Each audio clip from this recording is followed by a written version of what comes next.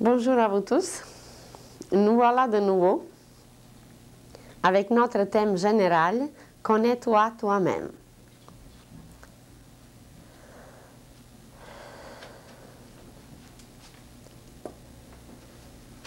Nous nous sommes dit déjà que l'homme représente un univers et que nous vivons présentement une époque où finalement, après toute une expérience extérieure, où la conscience était tournée vers l'extérieur, l'homme se tourne vers lui-même pour se connaître. Il y avait jadis un grand sage, un grand initié qui vivait sur la terre. Il s'appelait Zoroastre. Et Zoroastre a demandé un jour à Dieu, dont le nom était Ormuzd, il lui a demandé de quoi se nourrissait le premier homme. Et Dieu lui a répondu, le premier homme mangeait du feu et buvait la lumière. Et cette sagesse extraordinaire nous revient aujourd'hui et l'homme va de nouveau apprendre à manger du feu et à boire la lumière. Car même la science va découvrir que tout ce que nous voyons autour de nous, ce n'est que la lumière. Évidemment, il y a les degrés différents de la condensation de cette lumière. Et si nous regardons une fleur, si nous regardons le soleil, si nous regardons une feuille, si nous examinons l'ozone dans l'air, si nous regardons la composition de l'atmosphère, si nous regardons quoi que ce soit, la soie par exemple, comme tissu, composé des rayons solaires et solidifié par le verre à soie, tout ce qui existe, ce n'est que la lumière. On nous a dit d'ailleurs dans les Écritures saintes que Dieu est lumière. Et voilà cette lumière qui descend et qui descend dans l'océan de la matière, elle se condense. Et elle passe par des transformations et voilà, il n'y a que la lumière sous ses formes différentes. D'ailleurs, vous prenez une énergie quelconque qui est en partant lumière et cette énergie, si nous la traversons, si nous la faisons passer par des appareils différents, elle se transforme. Vous prenez l'électricité et vous la passez par des générateurs, par des appareils appropriés et elle devient lumière.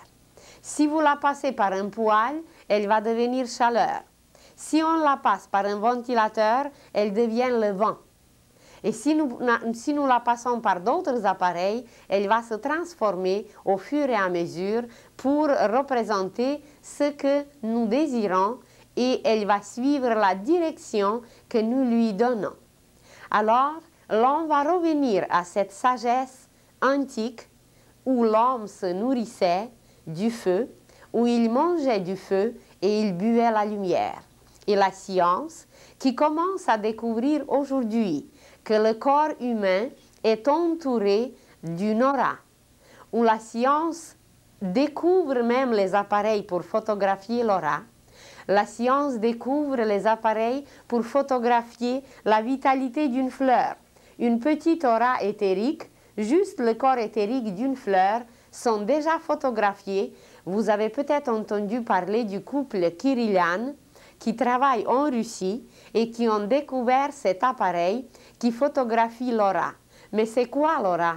Mais c'est la lumière de l'homme. C'est la lumière qui sort de nous et qui est le résumé de notre pensée, de nos sentiments et de nos actions que nous accomplissons tout au long de la vie. Alors le résumé de l'homme est lumière et cette lumière est colorée selon nos pensées, la qualité de nos pensées. Quand nous allons devenir des clairvoyants, vous allez voir par exemple, évidemment quand nous allons devenir les clairvoyants, il n'y aura plus de criminels sur la terre. Mais les clairvoyants qui le voient aujourd'hui, si vous examinez l'aura d'un saint et si vous examinez l'aura d'un criminel, eh bien ce sont deux auras, mais d'une texture, d'une nature, d'une coloration complètement différente. Un saint, ça va être une lumière et des couleurs superbes, d'une grandeur qui peut envelopper toute une ville. Et si vous regardez l'aura d'un criminel, il y aura des couleurs tellement ternes, il y aura des vibrations tellement au ralenti que ça serait insupportable de regarder, ça serait très, très désagréable de la regarder. Ça veut dire que le degré de la lumière chez un saint est complètement différent et sa lumière, ses couleurs et même ce qu'on va découvrir avec des appareils nouveaux, que notre aura est musicale. Et plus l'homme est harmonieux, plus l'homme est lumineux, plus il émet une musique qui est extrêmement agréable pour tout le monde. D'ailleurs, vous avez fait tous les expériences de ce genre, seulement on ne s'arrête pas, on n'y pense pas, on passe à côté. Vous savez qu'il y a des personnages historiques, bibliques, mystiques, mythiques, etc. Les personnages qui ont été toujours adorés, qui ont été toujours aimés, qui ont été toujours recherchés. Imaginez que déjà dans notre siècle, au Vatican, à Rome, vivait un saint de notre époque qui s'appelait Padre Pio. Et Padre Pio, un homme, comme il y a des milliers sur la terre, sauf qu'il avait des stigmates sur ses mains. Ses mains saignaient et il était obligé même de porter les gants, mais quand il faisait ses offices, quand il faisait des rites religieux, évidemment, il enlevait ses gants. Et alors, comment se fait-il que la foule, que les gens qui ont entendu une fois parler de Padre Pio, comment se fait-il qu'ils traversaient l'océan, qu'ils traversaient les pays pour arriver auprès de lui, pour recevoir une lumière, pour recevoir la guérison, pour recevoir un message ou une révélation. Et comment se fait-il qu'il était comme ça adoré et aimé par tout le monde? C'est qu'il y a quelque chose qui chauffait tout le monde. Il y avait quelque chose qui éclairait tout le monde. Il y avait quelque chose qui vivifiait tout le monde, puisqu'il guérissait, presque il ressuscitait. Alors, ce côté lumière attire les gens et c'est ça qui nous permet d'être aimés. Et plus nous sommes lumineux, plus nous sommes chaleureux et plus nous sommes vivants, plus nous sommes aimés. Vous regardez même aujourd'hui la carte du monde. Vous regardez les personnages qui régissent le monde. Et vous allez trouver qu'à travers notre histoire, il y avait les saints qui étaient toujours comme ça adorés et aimés, mais il y avait des personnages même politiques. Vous prenez par exemple Martin Luther King, vous prenez par exemple John Kennedy, vous prenez par exemple Gandhi. Comment se fait-il que ces personnages sont devenus célèbres à travers le monde? Schweitzer ou beaucoup d'autres, Mère Teresa. Ils sont devenus connus par tout le monde, ça veut dire que leur lumière brillait. Il n'y a aucun autre moyen de se faire connaître seulement par la lumière.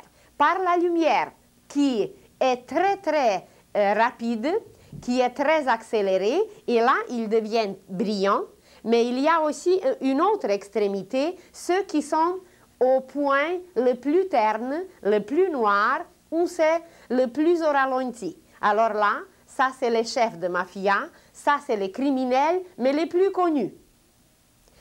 Alors, il y a donc de deux côtés, il y a les lumières, sauf qu'il y a une qui brille, qui réchauffe et qui éclaire la terre entière. Vous avez jusqu'à aujourd'hui les pensées de Socrate qui émerveillent et qui inspirent les philosophes depuis des siècles et des siècles. Mais imaginez le degré de la lumière de sa pensée ou de Pythagore ou d'autres philosophes qui, par une seule pensée, d'ailleurs notre pensée connais-toi toi-même, provient de Socrate, qui a pris comme devise connais-toi toi-même, qui était inscrite sur le temple de Delphes.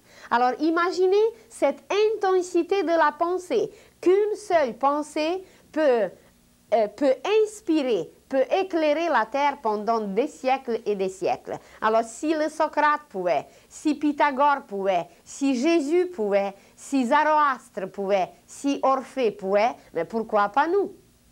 C'est seulement qu'on vibre au ralenti, qu'on ne fait rien, et que voilà, notre lumière, elle est tellement terne, eh bien, on est là depuis des siècles, des vies et des vies, et personne ne nous connaît, on ne brille pas. Et quelle est notre destinée? De devenir des soleils. Et qu'est-ce qu'est le Christ? C'est le soleil. C'est sa demeure et le soleil, ses cellules, c'est le corps du Christ. C'est le Fils de Dieu, le Fils visible. Et la science va découvrir, parce que la science va se déplacer par sa perception intérieure, elle va se déplacer dans le cœur du soleil et il va découvrir le Christ solaire et il va découvrir que nous, en nous, à travers le plexus solaire, nous avons aussi un soleil. Parce qu'on s'est dit déjà que l'homme, c'est une telle merveille que l'univers entier y est. Vous vous rappelez, on a parlé des noix. Que dans une noix, dans une coquille de noix de Grenoble, les sages hindous peuvent placer des verges et des verges de la soie. Pourquoi ils peuvent arriver à le faire? Malgré que la soie, c'est une matière bien spéciale, c'est une matière solaire et que le ver à soie l'a tissé, l'a solidifié. Alors, même si c'est une matière solidifiée, ces sages arrivent à placer dans une petite noix minuscule toutes ces verges de la soie. C'est parce qu'ils connaissent la structure d'une galaxie. Et la structure d'une galaxie correspond en miniature à notre cerveau. Et notre cerveau en miniature, c'est une coquille de noix. Et ça s'appelle la loi d'analogie. Et quand l'homme a découvert cette loi d'analogie, il va découvrir l'univers entier parce que cette loi d'analogie, c'est avoir la lumière. Et quand il va avoir la lumière, ben, il aura tout. Il aura Dieu, l'univers, lui-même, tout lui appartiendra. Alors, cette loi d'analogie nous permet de découvrir l'univers entier. Vous prenez un atome et vous connaissez la structure d'un atome, comment il est fait. Il y a le noyau, il y a les protons, il y a les neutrons, il y a d'autres éléments qui tournent autour, mais que la science ne connaît pas encore. Alors, cette structure d'un atome, si vous regardez le système solaire, c'est absolument la même chose. C'est exactement la même structure. Alors, donc, ce qui est le plus petit est comme ce qui est le plus grand. Ou autrement, comme Hermès Trismégiste nous disait, ce qui est en haut est comme ce qui est en bas, et ce qui est en bas est comme ce qui est en haut. Seulement, le degré de la luminosité, le degré de la lumière est différent. Alors, avec la loi d'analogie, l'on va découvrir ce qui est la vraie lumière. Il y avait un scientifique extraordinaire qui était M. Einstein, et Einstein nous a apporté certaines lois. Et c'est très bien, pour une certaine époque, c'était les lois, c'était les formules, c'était les calculs parfaits. Mais dès que cette époque va terminer, nous allons découvrir un autre degré de la lumière. Et tous ces calculs qui étaient valables pour une période ne seront plus valables pour une autre période parce que nous allons découvrir que notre pensée, c'est aussi une lumière. Et puisque notre pensée, c'est aussi une lumière, elle a une vitesse beaucoup plus supérieure à une lumière visible que M. Einstein voyait et que M. Einstein calculait. Et alors, c'est de cette façon, par cette analogie, que voilà, il y a quelque chose ici valable chez nous sur la Terre, un atome.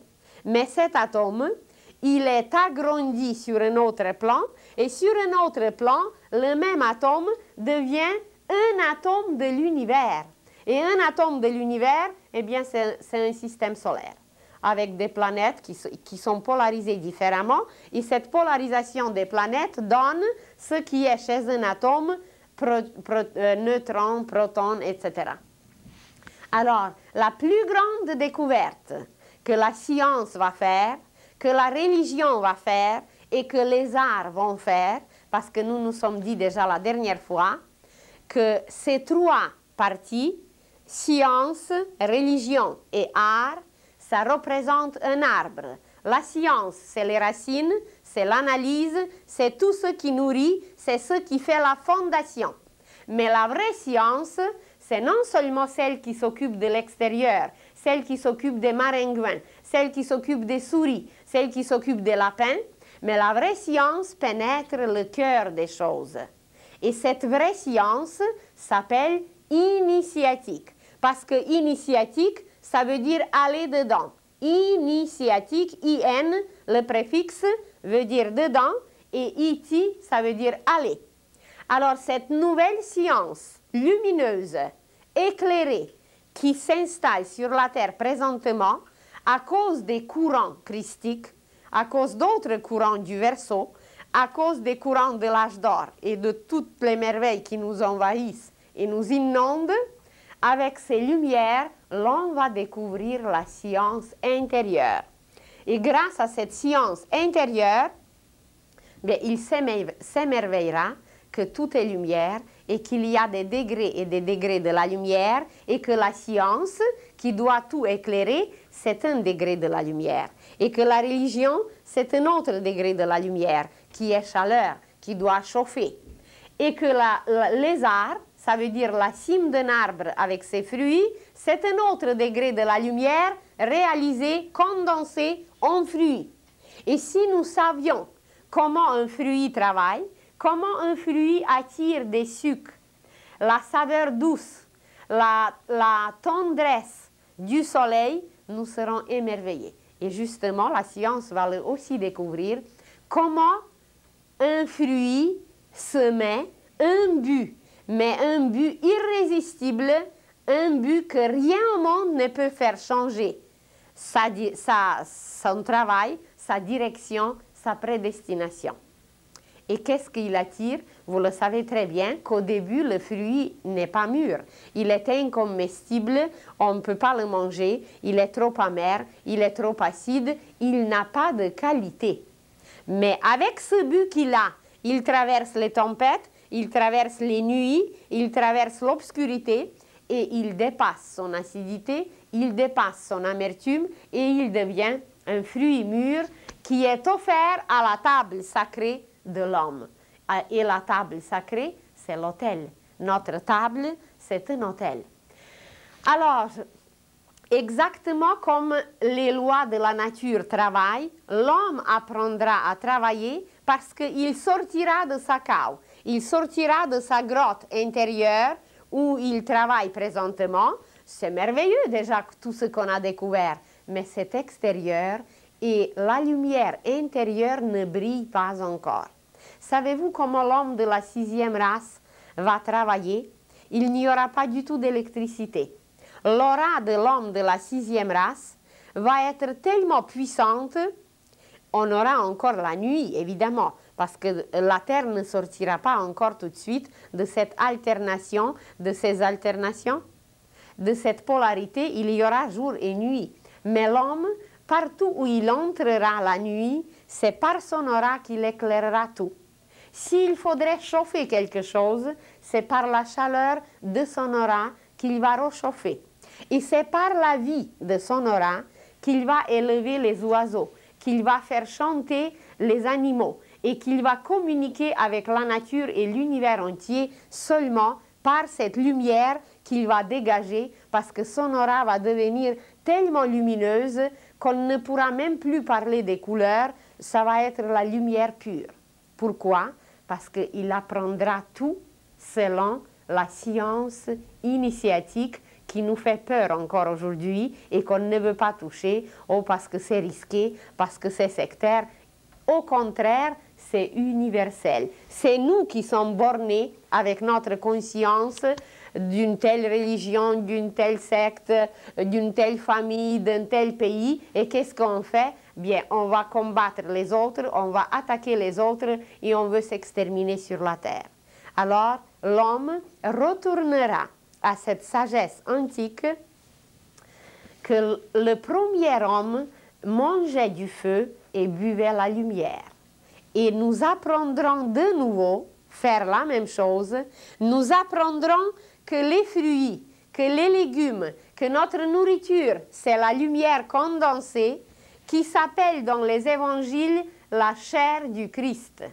C'est pas pour rien que les initiés des Écritures saintes, tous ceux qui les ont écrits, croyez-vous qu'ils étaient moins intelligents que nous et qu'ils ont mis dans les Écritures n'importe quoi parce qu'ils n'avaient rien à faire?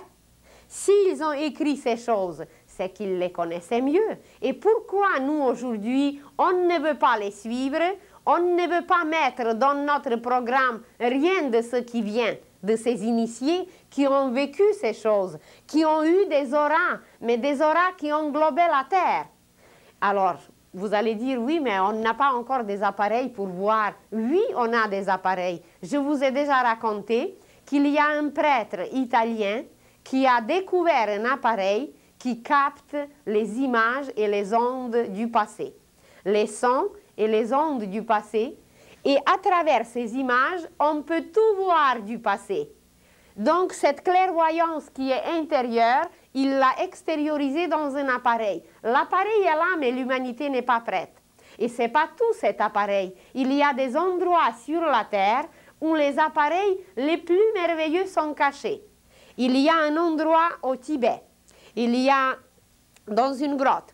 Il y a un endroit en Sibérie, c'est au-dessous de la terre. Il y a un troisième endroit en Argentine et il y a un quatrième endroit au désert de Sahara. Et dans ces 4 endroits, c'est non seulement les appareils pour photographier l'aura, c'est non seulement les appareils pour photographier la vitalité des plantes, il y a les appareils d'antigravitation, il y a les appareils pour capter l'énergie solaire. Mais est-ce qu'on est prêt pour ces appareils? Si on peut soulever aujourd'hui par un petit appareil qui pèse une livre, ça veut dire un demi-kilo, par un petit appareil, vous pouvez soulever une montagne, vous pouvez soulever une roche. Mais si on donne aujourd'hui aux humains cet appareil, bien, au lieu de bâtir un royaume de Dieu sur la terre, au lieu de bâtir, de travailler un jardin divin, mais ils jetteront ces pierres sur la tête des autres pour les détruire et pour les exterminer. Donc les appareils sont là, mais c'est nous qui ne sommes pas là. C'est nous qui ne sommes pas dans la bonne direction, dans la bonne voie, dans la créativité. Nous sommes dans quoi? Dans la destructivité, dans la destruction.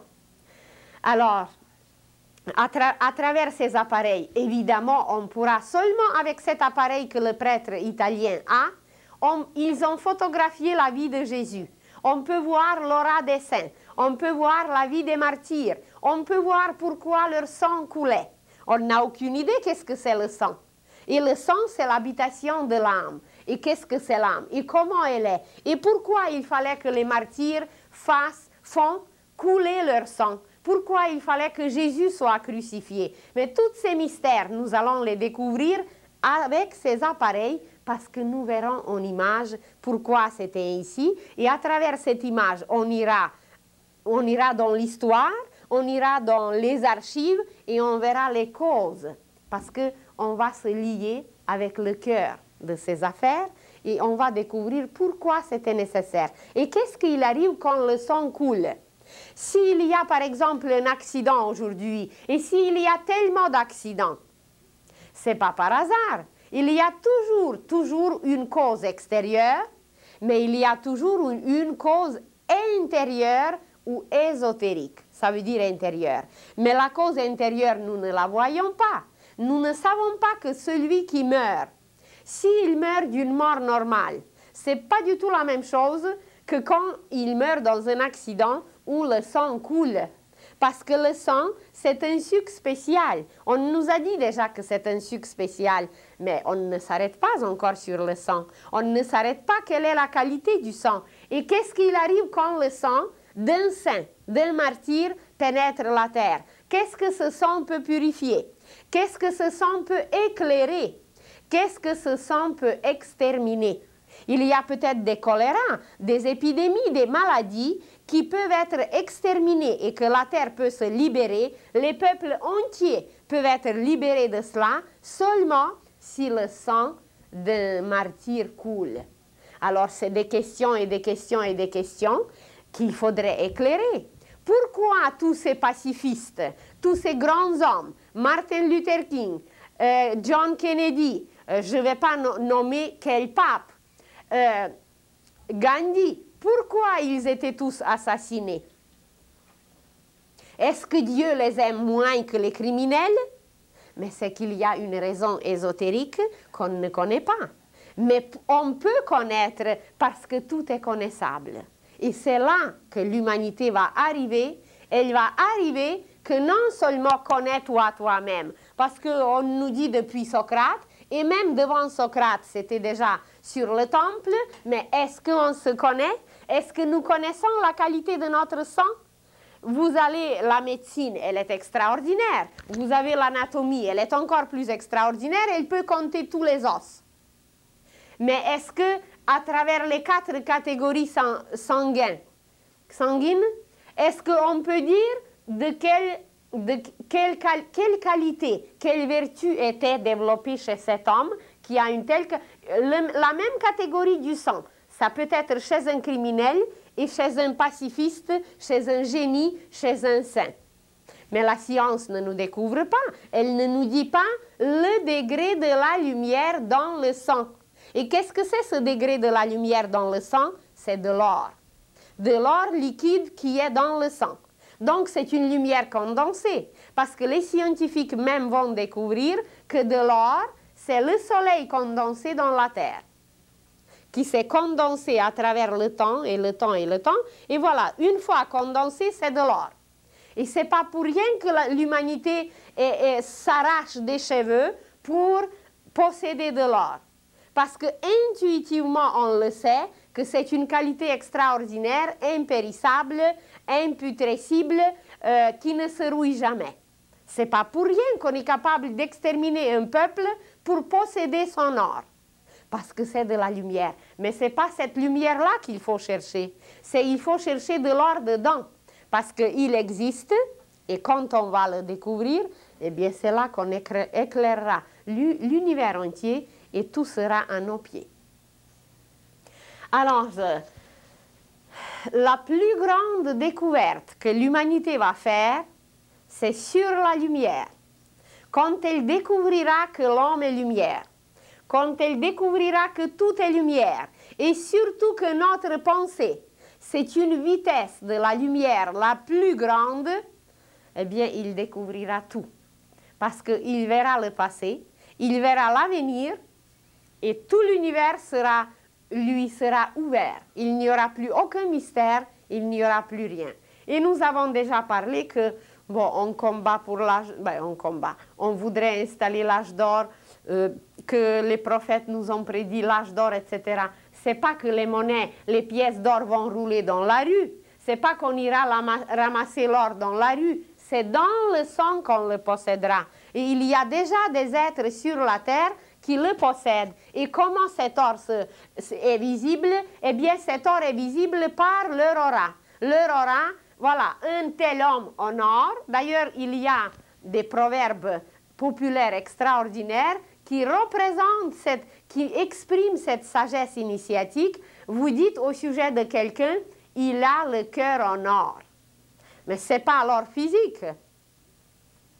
Ce n'est pas quelque chose qu'on peut prendre maintenant dans nos mains et mettre cet or dans le sac. Mais c'est cette luminosité du sang, c'est cette qualité du sang, c'est cette lumière qui s'exprime par la suite, par l'aura, et cet homme qui a le cœur en or, il est recherché parce qu'il éclaire, il réchauffe et il vivifie. Il fait toujours 3 choses. Celui qui a le cœur en or, il a le sang en or. Parce que le cœur, il propulse le sang, il travaille le sang. Ça veut dire qu'il a une qualité intérieure, il a la lumière, il a la chaleur et il a la vie. Et c'est pour ça Jésus, c'était de l'or pur. Parce que partout où il passait, tout ce qu'il touchait, ça ressuscitait, il vivifiait. C'est ces 3 qualités que l'on va posséder. La lumière, c'est dans la pensée, la chaleur, c'est dans les sentiments, et vie, c'est dans ses actions, c'est dans ses manifestations, c'est dans ses gestes. Alors c'est cette découverte la plus grande, quand elle va être acceptée, parce qu'elle est déjà là, les initiés et les maîtres la connaissent, ils voient non seulement l'aura d'un homme, mais vous savez que chaque petit groupe, chaque petite association, chaque petite collectivité a son aura. Vous prenez une paroisse et vous déménagez là et vous vous sentez très bien parce que l'aura de cette paroisse est extraordinaire, belle. Elle était menée par des prêtres de valeur, par des êtres lumineux qui ont chauffé ce peuple, ce village. Et vous déménagez dans un autre village et dans une autre paroisse et vous vous sentez mal. Et les courants telluriques sont corrects et la position géographique est correcte et vous vous sentez mal. Mais pourquoi vous vous sentez mal? Parce que l'aura de cette paroisse était profanée. Elle n'est pas lumineuse, elle n'est pas chaleureuse, elle n'est pas belle. Mais évidemment, vous vous sentez mal. Sans aller dans les paroisses et sans aller dans les collectivités, vous commencez par un seul être, par un être humain. Vous approchez quelqu'un et de loin, vous ne l'approchez même pas, vous dites « oh, il n'est pas sympathique ». Qu'est-ce que ça veut dire « il n'est pas sympathique » C'est que dans son aura, les couleurs, la lumière n'est pas belle, premièrement. Deuxièmement, c'est non seulement les couleurs, mais nous sentons, nous entendons. Vous le savez bien qu'on a une troisième oreille qui est placée dans la gorge et qui fait un triangle avec nos deux oreilles. Alors cette troisième oreille, elle entend de la musique de l'aura. Et comme cette musique est cacophonique, elle n'est pas belle, elle est inharmonieuse, alors cette personne qui n'est pas harmonieuse, qui est ténébreuse, qui est opaque, qui est sale, excusez-moi, mais c'est le mot, ça veut dire impur, mais cette personne va nous envahir avec son cacophonie et ça nous met en désordre. Et vous dites, je ne peux pas l'approcher parce que j'ai des nausées ou j'ai mal à la tête auprès de lui. Mais il fallait se poser la question, pourquoi j'ai des nausées auprès de lui? Pourquoi il m'est antipathique? Mais c'est qu'il y a cette musique qui sort de lui, qui n'est pas musicale, qui n'est pas accordée avec les lois cosmiques, parce qu'il transgresse quelque chose, parce qu'il mentit, parce qu'il ne vit pas comme il faut. Alors c'est pour ça que voilà, il n'est pas sympathique et il est comme ça et il est comme ça. Mais la science va le découvrir et là on n'aura plus de menteurs, là on n'aura plus de voleurs. Bien, parce qu'on verra l'aura et ça serait insupportable, il ne pourra plus vivre sur la terre. Alors tout le monde sera obligé d'être honnête et d'agrandir son aura jusqu'à ce qu'elle va englober le système solaire, comme le Christ, et plus l'univers, comme le Christ. Parce qu'il nous a dit, vous ferez des œuvres plus grandes que moi. Et pourquoi plus grandes? Eh bien, parce que lui, c'est un fils divin descendant. Lui, il était créé par l'amour pur et il est venu pour nous donner la main. Et nous, on est des fils ascendants. Ça veut dire les fils qui sont allés dans l'école de la matière la plus salie, la plus profanée. Alors, on a roulé à travers toutes sortes de matières, à travers la boue. Même nous vivons présentement l'époque de la boue. Les hindous disent Kali Yuga. Kal, ça veut dire boue. Alors, vous vous rendez compte dans quelle situation nous nous trouvons? Peut-être ceux qui suivent les émissions, je vous ai raconté l'histoire d'un ange qui s'est incarné dans un cochon. Et il était tellement bien dans ce cochon qu'il ne voulait plus retourner au ciel. Mais il y avait des travaux lumineux qui l'attendaient et il ne voulait plus. Il s'est marié avec une, comment ça s'appelle? Une truie. Et il a eu des petits cochonnets, toute une famille, il se grattait, il se roulait dans la boue et il était bien. Et puis les messagers venaient pour le faire sortir de ce corps. Et quand il est retourné au ciel, bien, il a dit, mon Dieu, comment se fait-il que vous m'avez laissé si longtemps dans cette situation misérable, minable? Ben, il disait, tu ne voulais pas sortir, tu trouvais que c'est très bien de te rouler dans la boue. Alors, nous sommes un tout petit peu dans une situation semblable. L'humanité, vraiment, elle est incarnée maintenant dans toutes ces impuretés qu'elle a provoquées et créées elle-même. Et que voilà, on est bien. On se roule dans les mares, dans les bars, et puis on se gratte et on est bien.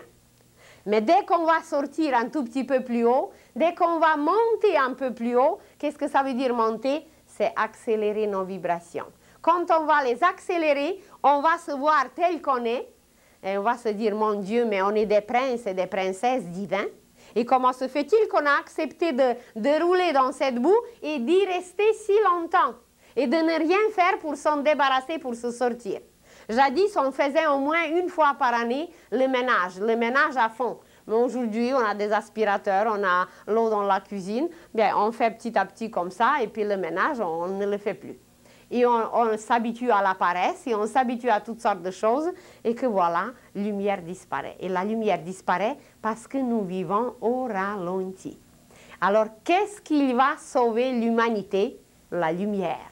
Cette découverte qui va lui dire Dieu est lumière, nous d'origine divine, nous sommes lumière et tout ce qui existe est lumière et ils vont se lier, les humains, au cœur des choses qui vibrent, mais qui vibrent d'une intensité divine.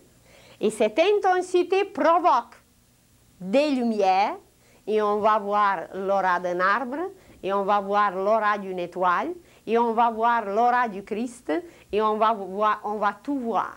Alors là, on ne pourra plus rien dire, il n'y aura plus de Thomas, il n'y aura plus de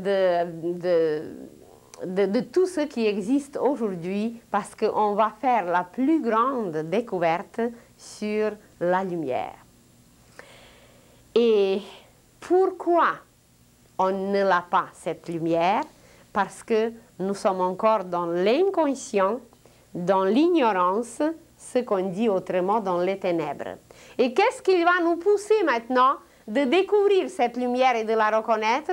Mais c'est justement le fait que nous sommes à une extrémité et c'est ça qui va nous permettre de reconnaître et d'évaluer cette vraie lumière, de l'apprécier, sans passer par les ténèbres, sans passer par la boue. Comment voulez-vous qu'on sache qu'est-ce que c'est la lumière? Sans passer par la maladie, comment voulez-vous savoir qu'est-ce que c'est la santé? Sans passer par la laideur, on ne saura jamais qu'est-ce que c'est la beauté. Alors, la prochaine fois, ou d'ici peut-être 2-3 semaines, nous parlerons du bien et du mal. Et vous verrez très bien comment la question du bien et du mal n'est pas tout à fait bien comprise, parce que c'est en réalité seulement cette question de lumière et de ténèbres. C'est tout, il n'y a rien de plus. Mais nous tenons à cela. Nous ne voulons pas lâcher. Nous ne voulons pas lâcher cette boue. Je ne me rappelle plus si je vous ai raconté qu'il y a des scientifiques américains qui ont besoin de faire les expériences. Et pour leurs expériences, ils ont besoin d'avoir beaucoup de singes.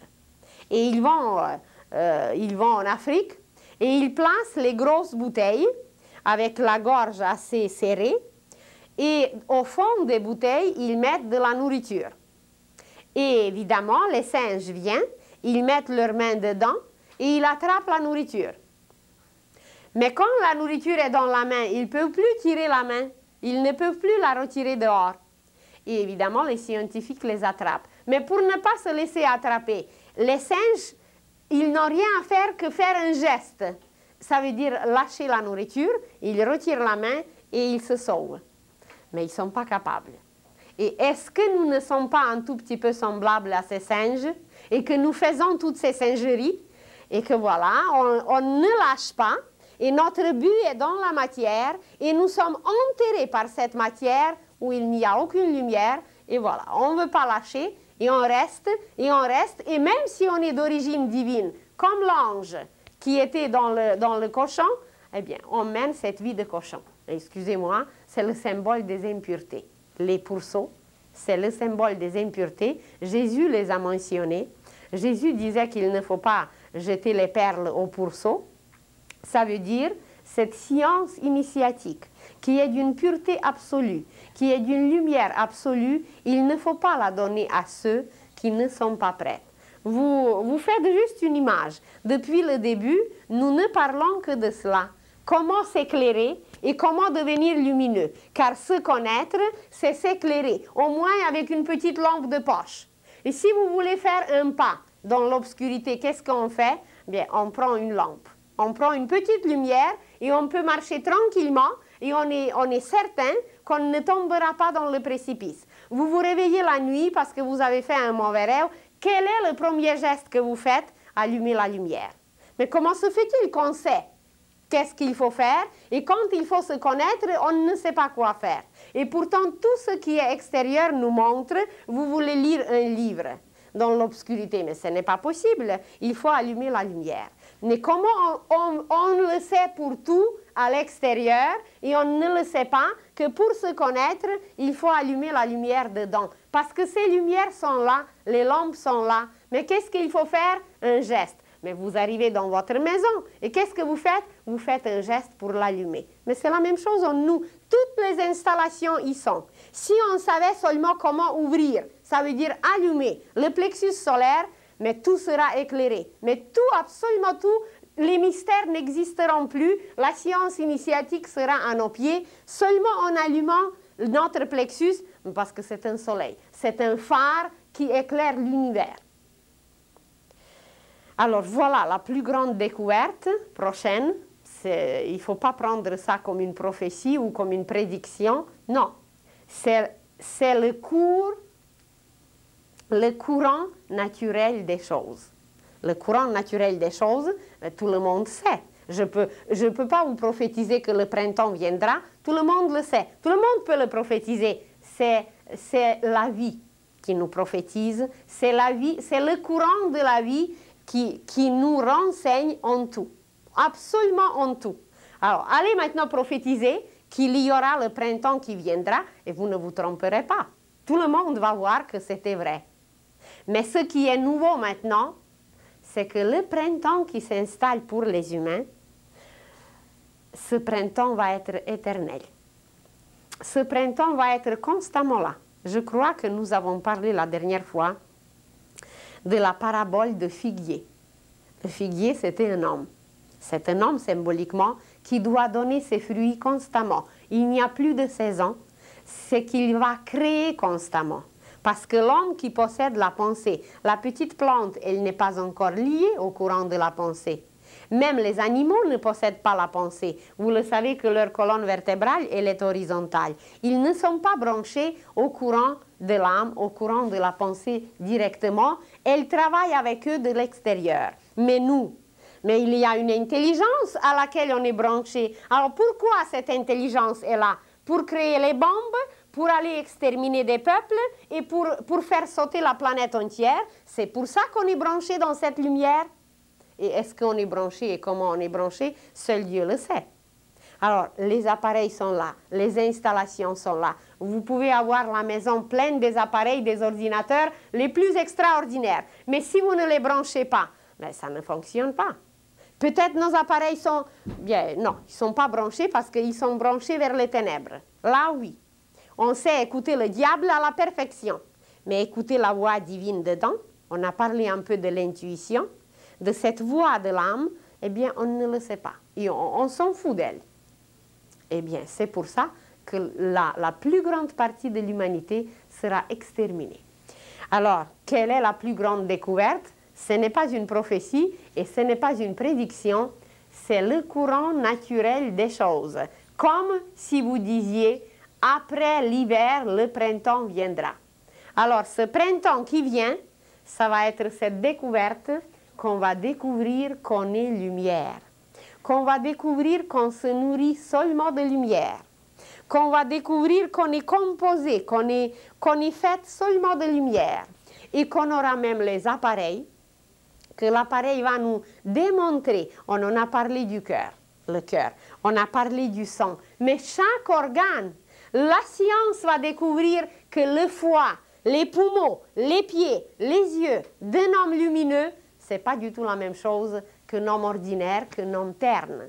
Le foie, par exemple, cet organe extraordinaire qui nous lie à l'astral du monde entier, de l'univers entier. Le monde astral, ça veut dire le monde de l'amour, le monde des sentiments, eh bien, est présenté, solidifié dans notre foie.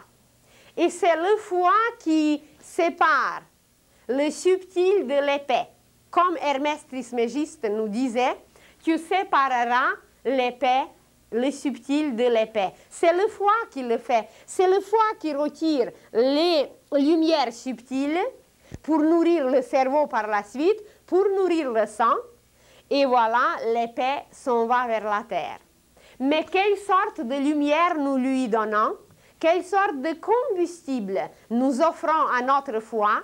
Et si vous le saviez comment nous le violentons, eh bien, nous serons stupéfaits, nous les premiers, comment notre foie est violenté et comment sa texture ne peut pas devenir soyeuse.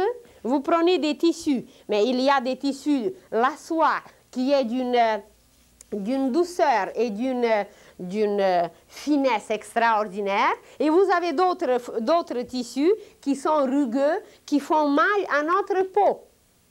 C'est un tissu extérieur. Mais nos organes, c'est des tissus extraordinaires. Et au lieu de les rendre soyeux, au lieu de les rendre lumineux, au lieu de faciliter leur travail, par la haine, par la jalousie, par tous ces sentiments poisons, eh bien, nous empoisonnons notre foie. Et allez voir les statistiques maintenant dans les hôpitaux, combien de malades il y en a avec le foie. Pourquoi? Eh bien, parce que le monde sentimental en nous n'est pas lumineux. Nos sentiments ne sont pas lumière, chaleur et amour. Eh bien, évidemment, ça attaque le foie. Pourquoi? Pour nous rendre compte. Parce que s'il ne serait pas attaqué, on n'arrivera pas bientôt à voir comment on est dans nos sentiments, comment est notre amour. Là, on ne voit pas encore. Mais c'est le foie qui nous le dit, qu'il y a quelque chose qui ne marche pas et qu'on l'a violenté. Alors, et le cœur, et de l'or dans le sang. Mais c'est des merveilles et des merveilles. Et on n'a pas parlé encore des pieds. Et avec vous, même pas avec vous, on en parle presque toute l'année. On n'a pas parlé des oreilles. Quelle merveille on a dans les oreilles. Et quelle merveille on a dans les yeux. Qu'est-ce que c'est l'œil? On a peut-être mentionné comme ça que l'œil, c'est la structure de l'univers. Que la pupille, c'est le soleil spirituel. Que l'iris, c'est le soleil visible. Et que le globe oculaire, c'est l'espace. C'est l'âme universelle qui est blanche. Et que chez chaque race sur la Terre, vous avez le globe oculaire qui est blanc. Eh bien, vous pouvez demander maintenant à tous les scientifiques pourquoi le globe oculaire est blanc. Parce qu'il reflète, alors, vous pouvez leur dire qu'il reflète la blancheur et la pureté de l'âme universelle, de l'espace universel, parce que l'âme, c'est la lumière blanche. Et peu importe de quelle race vous êtes, de quelle couleur vous êtes, vous avez le globe oculaire blanc. Et cette blancheur s'appelle, dans la science initiatique, la fraternité blanche universelle angélique. Auguste fraternité blanche universelle. Parce que ce sont les fils de Dieu qui, entre eux, sont des frères. Alors, et les frères entre eux forment une fraternité céleste. Et voilà cette fraternité céleste, blanche.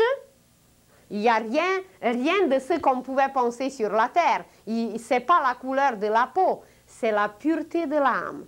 Et que voilà, cette fraternité des anges d'en haut, dont le Christ nous parlait, et lui, il est le chef, la tête de cette fraternité, eh bien, elle est dans notre œil. Vous vous rendez compte? Et c'est quoi les yeux? Peut-être on les a mentionnés, c'est les portes de la vérité. Ça veut dire que nous arriverons, en regardant correctement, en observant correctement, observer. Même on va regarder les racines des mots. C'est quoi observer? Ob, ça veut dire tout, général, généralisé. Et server, eh bien, c'est servir. Serve, c'est servir. Observer, c'est de vouloir arriver à connaître, c'est de vouloir servir. Servir tout, parce que ob, ça veut dire général, tout. Alors, le mot même nous découvre déjà quelle science extraordinaire est cachée dedans. Juste observer comme il faut, on peut arriver à devenir la lumière, on peut devenir le Fils divin. Évidemment, en observant, on réalise par la suite. Si vous avez connu la vie des apprentis jadis, 6 ans, il allait dans une famille et il observait. Ça veut dire qu'il servait déjà. On ne leur demandait pas, apporte-moi, je ne sais pas, un récipient d'eau. Par l'observation, il devait savoir quand son maître avait besoin d'un récipient d'eau. Seulement par observation, il arrivait à servir. Parce qu'il fallait déduire, il fallait développer l'intelligence et seulement en observant, on peut déjà tout faire. Mais est-ce que nous sommes des bons observateurs? Et qu'est-ce que nous observons? Ben, on observe peut-être le diable et on le nourrit. Et puis la lumière est là la lumière nous entoure et on la refuse. Et on ne veut pas la voir et on ferme les yeux. Et jusqu'aujourd'hui, oh moi je ne veux pas toucher ça parce que c'est dangereux. Mais il n'y aura jamais de héros. Lisez les contes et les histoires pour les enfants et vous allez vous émerveiller. Pourquoi ces contes, depuis des siècles et des siècles, sont si merveilleux? Et pourquoi ces histoires nourrissent des générations? Eh bien, parce qu'elles sont remplies de lumière. Elles sont remplies de vérité. Et qui sont ces fils de vérité? Des héros. Mais on est descendu où? Qu'on est des héros. Pourquoi? Bien, parce qu'on ferme les yeux, on ne veut pas voir le vrai. Seulement les histoires, les contes, créés par les peuples, créés par les êtres éclairés, mais c'est un système d'éducation, c'est un programme d'éducation extraordinaire.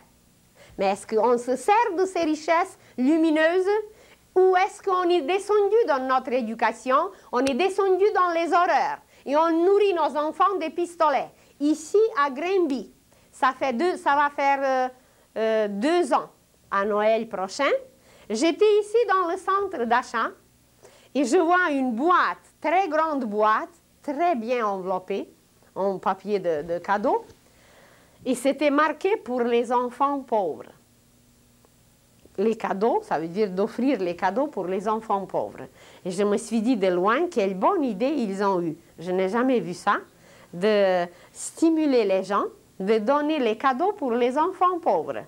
Et je m'approche de la boîte et je regarde dedans. En approchant, je me suis dit, là, je vais voir la générosité des Québécois. Et je m'approche de la boîte et je regarde dedans. Et vous savez qu'est-ce qu'il y avait dedans? Un pistolet. Jouet, évidemment, mais un pistolet. Alors, voyez par quoi nous nourrissons nos enfants? Et qui est responsable de cela? Chacun de nous. Chacun de nous, nous serons tenus responsables et nous sommes responsables de tout ce qui arrive.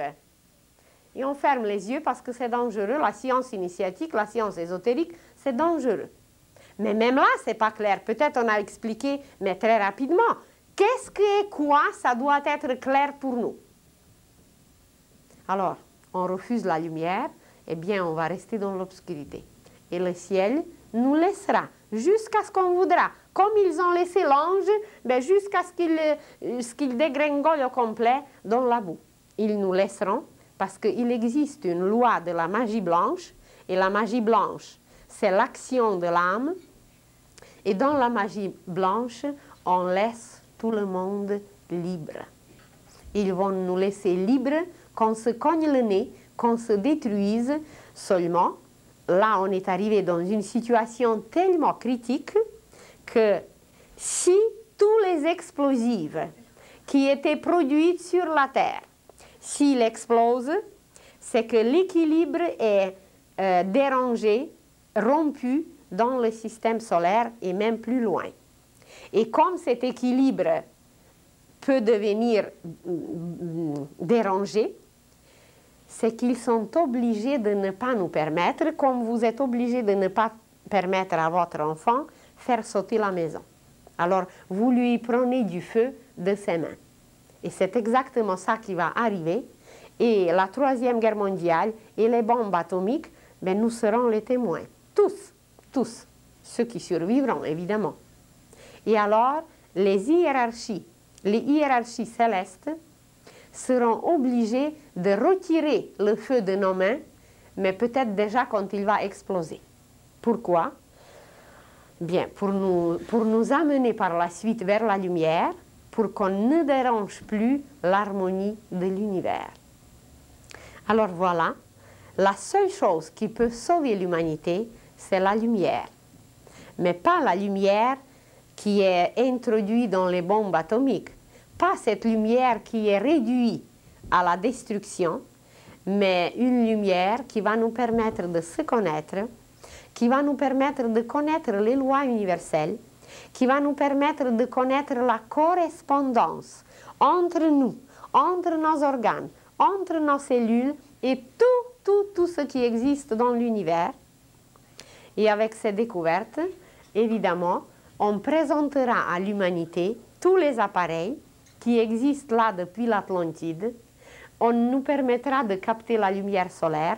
On aura des bâtisses mais superbes, avec un cristal immense en haut, au sommet de la bâtisse, qui va chauffer, qui va éclairer toute la région. Et l'humanité apprendra à travailler avec la lumière. Et qu'est-ce que ça va faire en nous? Eh bien, ça va agrandir notre aura, ça va la rendre tellement lumineuse que tous les mystères de l'univers nous seront dévoilés. Nous les dévoilerons nous-mêmes, nous les éclairerons. C'est comme si vous étiez sur une route qui n'est pas éclairée et vous êtes dans la voiture et qu'est-ce que vous faites pour qu'elle soit éclairée? Mais vous allumez vos phares. Mais nos phares sont dedans, mais seulement qu'il faut les allumer.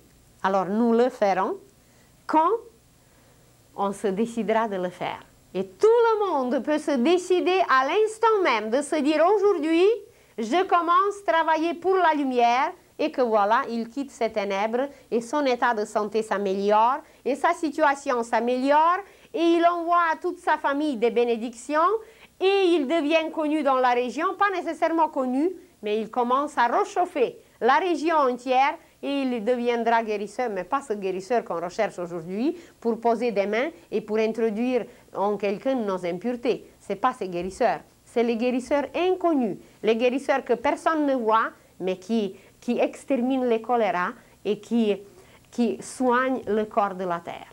C'est les guérisseurs comme ça qu'on aura bientôt. Et d'ailleurs, tout le monde deviendra, ça ne sera pas marqué dans les journaux, et il n'y aura aucune publicité pour ces guérisseurs. Alors, la plus grande découverte qui nous attend, c'est que le printemps spirituel s'en vient, et il est déjà là, il frappe à toutes nos portes, et personne ne pourra l'empêcher. Et ce printemps spirituel, regardez la journée d'aujourd'hui, elle est lumineuse. Aujourd'hui, on enregistre, je ne sais pas quand l'émission va passer, mais il y a un soleil éclatant. Eh bien, est-ce que quelqu'un peut l'empêcher de briller? Personne au monde. Eh bien, c'est comme ça pour les initiés. Ils brillent comme ça et personne ne peut les empêcher. Il n'y a pas de tragédie, il n'y a pas de catastrophe. Et ils marchent sur les eaux et tout marche toujours, vous dites, comme sur des roulettes. Pourquoi? Parce que leur lumière est là, ils sont des soleils. Nous ne les voyons pas pour l'instant parce que nos antennes spirituelles ne sont pas aiguisées. Mais bientôt, on les verra. Alors, voilà. La plus grande découverte, c'est la lumière. Que nous sommes lumière et que seule lumière peut nous sauver et seule lumière peut sauver l'humanité. Parce qu'elle va découvrir qu'elle est d'origine divine et que Dieu est lumière.